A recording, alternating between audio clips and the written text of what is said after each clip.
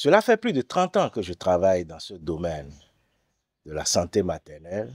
Je n'ai jamais vu ce groupe d'experts réunis dans leur configuration de ministres en fonction, anciens ministres, d'acteurs de développement, de directeurs des institutions financières internationales, des leaders communautaires, de la société civile, des ambassadeurs, se réunir pour définir les stratégies et les tactiques qui seraient beaucoup plus efficaces dans nos approches de lutter contre la mortalité maternelle. Dans cette consultation, nous parlons essentiellement de comment est-ce qu'au niveau politique, on peut influencer les décisions. Comment est-ce que nous pouvons mobiliser des ressources?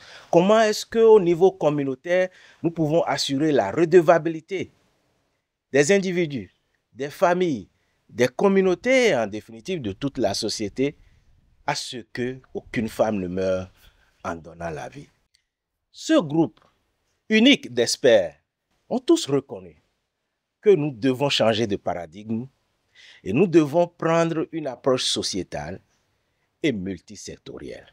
Nous avions l'habitude de considérer la question juste comme une question de santé.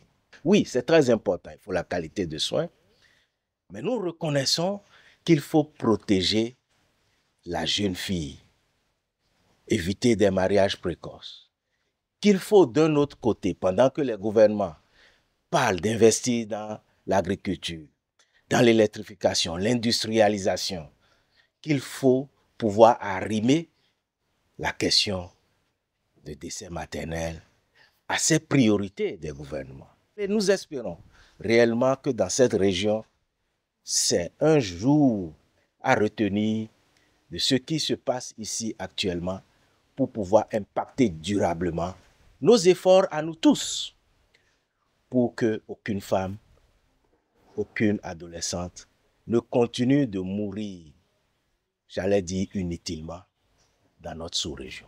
Il faut juste changer les approches que nous avons jusque-là, changer les paradigmes que nous avons toujours utilisés jusque-là et adopter cette approche sociétale et multisectorielle de la lutte. Voilà essentiellement le message principal que nous laissons.